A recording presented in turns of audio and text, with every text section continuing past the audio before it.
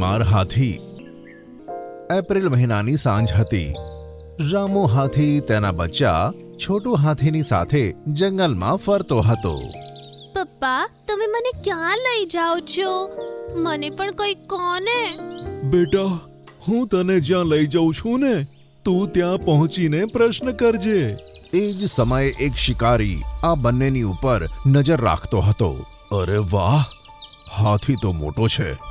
એના દાંતના બજારમાં બહુ દામ મળશે.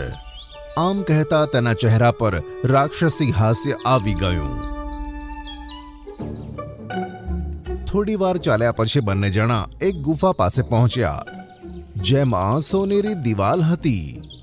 અરે વાહ પપ્પા, આ ગુફાની અંદર તો કેટલો સુંદર પ્રકાશ ફેલાયેલો છે.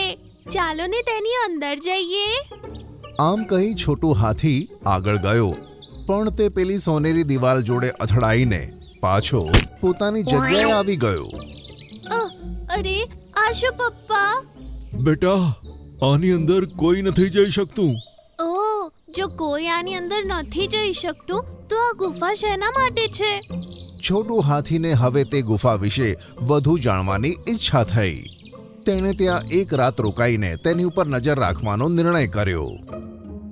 સાંજ પડતા ગુફાની પાસે રહેલા એક ઝાડની પાછળ તે સંતાઈ ગયો અને 2 કલાક પછી તેણે જોયું કે એક પરી ઉડતી ઉડતી આવી અને તે સોનેરી દિવાલને પાર કરીને ગુફાની અંદર જતી રહી. અરે, આ પરી તો સરળતાથી ગુફાની અંદર જતી રહી. પછી જ્યારે પેલી પરી સોનેરી દિવાલમાંથી ગુફાની બહાર નીકળી, તેણે છોટુ હાથીને જોઈ લીધો. વાદળી પરી, મેં તને આ ગુફાની અંદર જતા જોઈ લીધું છે. શું તું મને કહી શકે કે આ ગુફાની અંદર શું છે?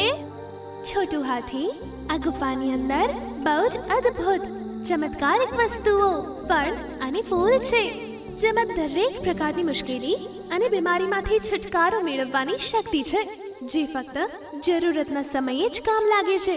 તેની અંદર કોઈ પ્રાણી કે પક્ષી નથી જઈ શકતું. માત્ર કોઈ મનુષ્ય જ જઈ શકે છે, તે પણ ત્યારે જ જ્યારે તેને કોઈ વસ્તુની બહુ જ જરૂર હોય. આમ કહીને પરી આકાશમાં ઉડી ગઈ. આ પરીની વાતો તો જરાય સમજ ના આવી. છોટુ હાથી ફરીથી પોતાની ગુફા તરફ ચાલી નીકળ્યો. બીજી બાજુ શિકારી મનમાં ને મનમાં વાત કરે છે, આ હાથીને ગોળી કે તીરથી નહીં મારી શકાય. મારે કોઈ બીજો રસ્તો અપનાવવો પડશે. સવારે જ્યારે રામુ હાથી જાગ્યો ત્યારે છોટુ હાથી આરામથી સૂતો હતો. છોટું તો ઊંઘે છે. ચલો, હું જ કંઈક ખાવા માટે શોધી લાવું. રામુ હાથી ગુફાની બહાર નીકળ્યો જ હતો, એવામાં તેને શેરડીના સાંઠા જોવા મળ્યા. અરે, અહીંયા આટલી બધી શેરડી! તે બહુ ખુશ થયો. તેણે પોતાની સૂંઢથી બધી શેરડી ઉઠાવી અને મોઢામાં દબાવી. વાહ, કેટલી સ્વાદિષ્ટ શેરડી છે! એ જ સમયે શિકારી ઝાડીઓમાંથી સંતાઈને તેને જોતો હતો. હવે તો આ ફસાઈ ગયો.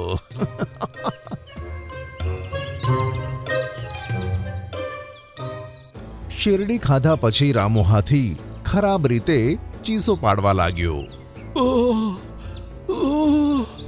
બહુ દુખાઈ રહ્યું છે. તેનો અવાજ સાંભળી છોટુ હાથી ઊંઘમાંથી જાગ્યો અને તરત તેના પિતા પાસે પહોંચી ગયો. અને બીજા જાનવરો પણ ત્યાં પહોંચી ગયા. શું થયું તને, રામુ હાથી? હા પપ્પા, શું થયું તમને? કેમ આવી બૂમો પાડો છો? હવે આવશે મજા. રામુ હાથીના મર્યા પછી બંને દાંત હું નીકાળી લઈશ અને તેને બજારમાં વેચીને બહુ જ પૈસા કમાઈશ. ખબર નહીં, મારા શરીરમાં બહુ જ દર્દ થઈ રહ્યો છે. પેટમાં પણ બહુ કરંટ જેવું લાગે છે. અને છોટુ હાથી ખૂબ જ રડવા લાગ્યો. પપ્પા, જો તમને કંઈ પણ થયું તો હું જીવતો નહીં રહું.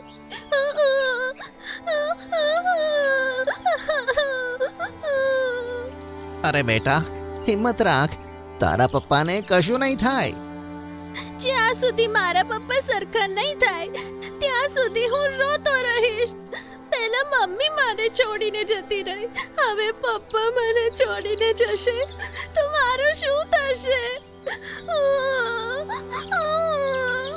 આ સાંભળી અચાનક શિકારીને આવેલી ખુશી ગાયબ થઈ અને તેને ખૂબ જ પછતાવો થવા લાગ્યો. આ મેં શું કર્યું? મારા ફાયદા માટે એક જાનવરની જાનને ખતરામાં નાખી. હે ભગવાન, આ મારાથી શું થઈ ગયું? એમ કહીને શિકારી બધાની સામે આવી ગયો અને બધા જાનવર તેને ત્યાં જોઈને ચોંકી ગયા. દુષ્ટ શિકારી તો અહીંયા? રામુ હાથી જોડે જે પણ થાય છે એ બધું તે તો નથી કર્યું ને? હા, અમે જ કર્યું છે. રામુ હાથીના દાંત વેચીને હું બજારમાં પૈસા કમાવવા માંગતો હતો, કારણ કે મારા બાળકની લાંબા સમયથી તબિયત ખરાબ છે. એના ઈલાજ માટે જ હું આ કરતો હતો. પણ હવે મારી ભૂલ ઉપર પછતાવો છે. રામુ હાથીના બાળકને રડતા જોઈને મને મારું બાળક યાદ આવી ગયું. તેની પણ માં નથી. એની માં વગર એ જિંદગી ગુજારી રહ્યો છે. મેં છોટું હાથીને રડતા જોયો ને તો એમાં મારા બાળકનો ચહેરો મને જોવા મળ્યો.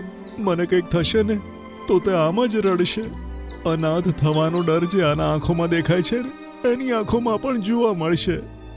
શિકારી અંકલ, તમે જલ્દી મારા પપ્પાને સરખા કરી દો. તમારી પાસે તેમને સરખા કરવા માટે દવા હશે ને? આ સાંભળી શિકારીએ તેનું માથું ઝુકાવ્યું. અફસોસ, આ દવાનો તોડ મારી પાસે નથી. હવે તેને કોઈ ચમત્કાર જ બચાવી શકે છે. ચમત્કાર શબ્દ સાંભળીને છોટું હાથીને કંઈક યાદ આવ્યું. શિકારી અંકલ, જો તમે ઈચ્છો તો તમે તે ગુફાની અંદર જઈ શકો છો. ત્યાં પપ્પાને સરખું કરવા માટે કોઈ ચમત્કારી વસ્તુ જરૂર મળશે. હા આ તો શું કહે છે છોટું? હા બઘીરા અંકલ, એ ગુફાની અંદર મેં એક પરીને જતા જોઈ હતી. તેણે જ મને કીધું હતું કે તેના અંદર કોઈ મનુષ્ય જ જઈ શકે છે અને તે ગુફાની અંદર બહુ ચમત્કારી વસ્તુઓ, ફળ અને ફૂલ છે. તેમાં બધું જ સરખું કરવાની શક્તિ છે. ક્યાં છે ગુફા? જલ્દી બતાય. બઘીરા શિકારીને લઈને જલ્દીથી તે ગુફાએ પહોંચી ગયો. હું અંદર જવા પ્રયત્ન કરું છું. આમ કહી તે ગુફા તરફ આગળ વધ્યો અને તે આરામથી સોનેરી દીવારની પાર જતો રહ્યો. ગુફાની અંદર પહોંચતા જ તેને એક નાની પરી જોવા મળી. અરે, તું તો કોઈ ભોળો મનુષ્ય લાગે છે. અહીંયા શાના માટે આવ્યો છે? એક હાથીને ઝેર ચડ્યું છે. ગમે ત્યારે તે મરી શકે છે. મારે એવી ઔષધિ જોઈએ છે ને કે જેથી તેનું ઝેર ઉતરી જાય. આ સાંભળી પરીએ સામેની બાજુ ઈશારો કર્યો અને બોલી કે તને સામે પેલું ઝાડ દેખાઈ રહ્યું છે? તેના ઉપર વાદળી રંગનું પપૈયું ઉગ્યું છે. તે પપૈયું બધી જ બીમારીઓથી છુટકારો અપાવવાની શક્તિ રાખે છે. આ સાંભળી શિકારી જલ્દીથી ત્યાં ગયો અને પપૈયું તોડ્યું. આ બાજુ બધા જાનવર હેરાન પરેશાન રામુ હાથીની આજુબાજુ ઊભા હતા. ખબર નહીં એ શિકારી ગુફાની અંદર ગયો હશે કે નહીં. અહીંયા રામુ હાથીનો જીવ જઈ રહ્યો છે. એવામાં બઘીરાની સાથે શિકારી હાથમાં આસમાની પપૈયું લઈને આવ્યો. એને જોઈને છોટું હાથીની આંખોમાં ચમક આવી ગઈ. અરે શિકારી અંકલ, તમે આવી ગયા?